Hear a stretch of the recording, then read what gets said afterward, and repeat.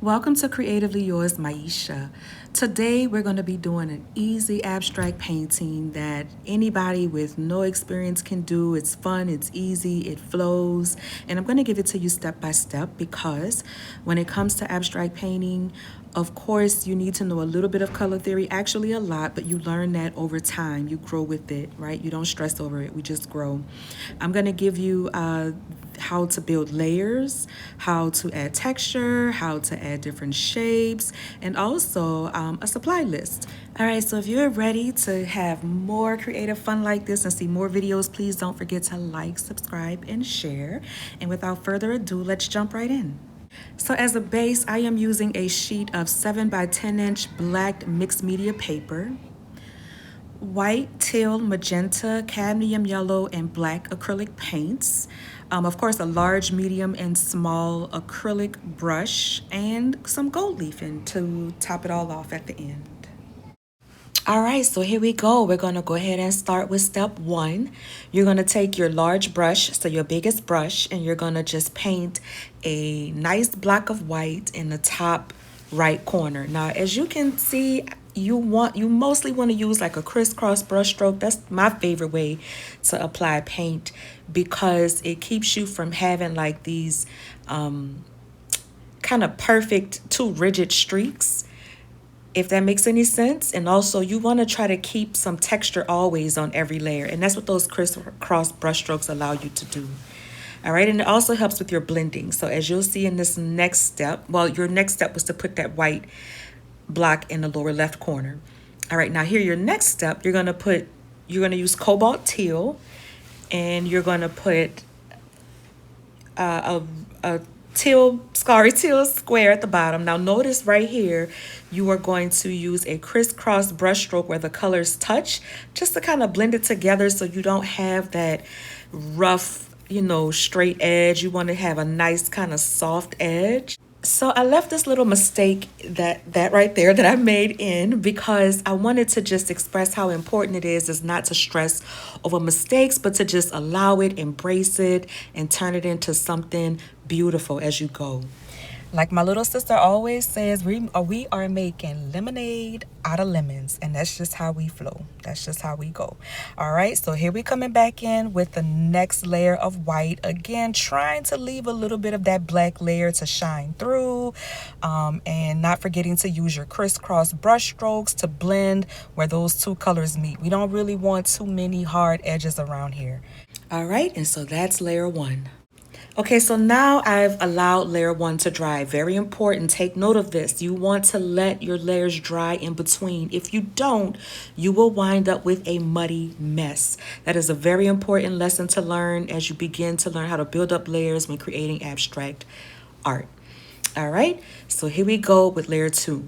You're gonna take your medium brush or medium small brush, and we're creating these circles, large and medium, small, whatever size circles you want. Really what you're thinking about right now is just kind of balance.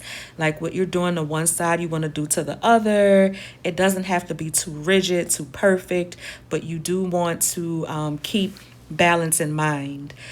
Another thing I want to share with you right now about this purple is you make this purple using the quinacridone. I don't know if I'm saying it right, but it's the magenta and the teal.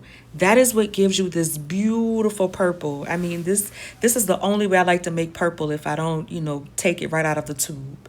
All right, and so after you do the purple circles, you're going to go in with some black circles, some black dots. You can do them small, big, medium, however you want. Again, just thinking about balance.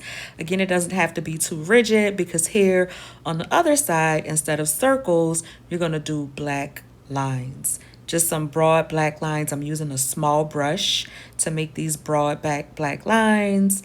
And again, thinking about balance, but not being too rigid, right? Because again, this is just a second layer. We're going to build up a few more layers on top of this. So we're going to have time to really balance it all out.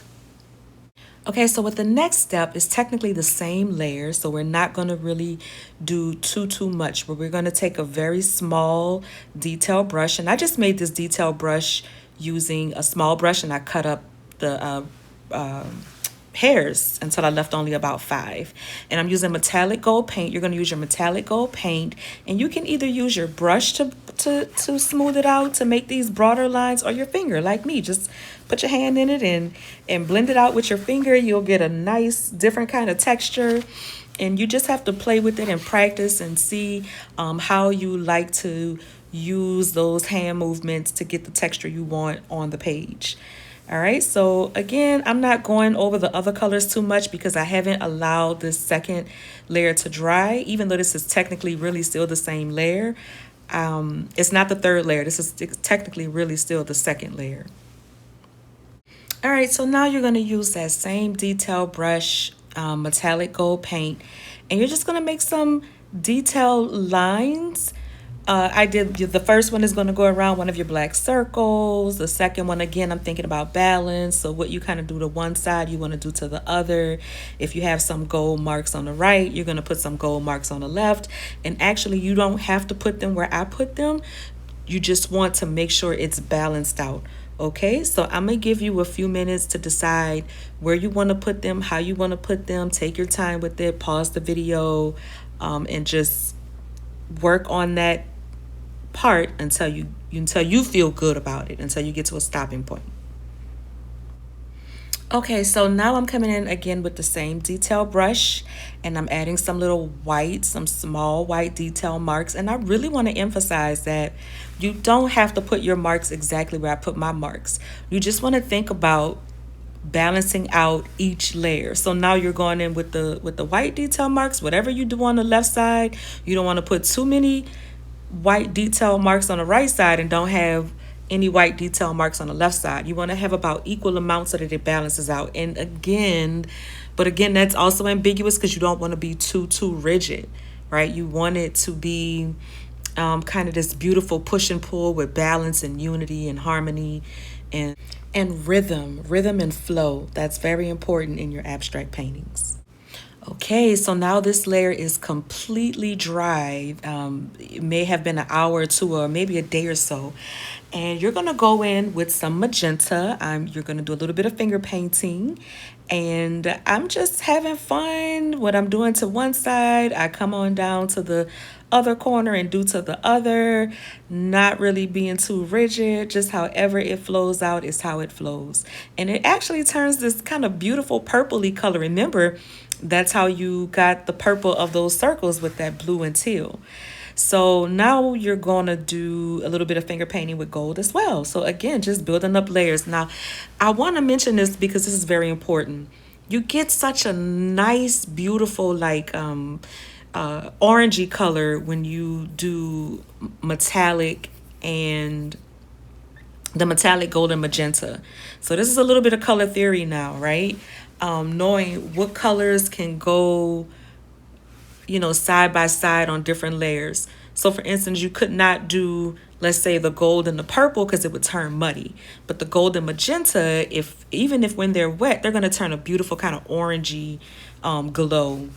Okay, so now we're going to go into our next layer. And for this layer, I would say you can make different marks than me. I don't know where these marks came from, but I just started doing this kind of cursive writing. I put it in everything. It's like a message, I don't know, to myself or, out here, but you can create squiggly lines, wavy lines. You're using your detail brush, whatever kind of marks make sense to you in white for this next layer. And then I'm going back in with white circles because now I'm adding another layer and I want to lift it up. You want to really lift up the layer. You don't want this painting. I knew I didn't want it to be too dark. So now I'm coming in with some more white accent marks on this. This is now our 1, 2, 3. This is our 4th layer. Okay, so have fun. Pause the video, take your time, use your finger to blend. And just flow with it. This is all about the flow. When you're doing your abstract paintings, this is all about the flow, letting go and letting, the power of the unknown of consciousness, of the unknown of God, just flow through you. Just let it flow and let it go. And again, thinking about rhythm, balance, unity, harmony, all of those things will keep you in the center of you, which keeps you in alignment with the painting. I hope that makes sense. That's the best way I know how to explain it. Like, just staying centered and grounded when you're in this process. I wish I had a better way to explain it, but that's the best way I can explain it right now. Abstract painting is about staying grounded and centered and balanced, and then projecting that onto your canvas, or whatever your surface is. And at a certain point you just get in the flow of it. Your mind just kind of clicks off, and you let go, and you flow. Okay, so this is the last step I'm going to give you, which is to apply your gold leaf to your piece. And you're going to just use glue. You're supposed to use, there's something called size that you use to apply gold leaf, but when I'm painting, I just use glue or Mod Podge, whatever I have on hand, and then apply the gold leaf on top. Again, this is another layer, so you're thinking about balance. I'm going to start in the center, but as you will see at the end of the painting, it's going to be kind of in different places all over the piece. And as you can see on the final piece, I went back and added more gold leaf, more gold, different layers, maybe a little bit more magenta. I sat with it, looked at it, let it speak to me. And I went back and even added some more gold circles around the white circles. So you want to do that with every piece. You want to get to what you feel like is a stopping point and let it rest. And then maybe you are done with it, or maybe you look at it another day or two or week later and you say, okay, I need to add this, or I need a splash of that. And just do that. Let it flow.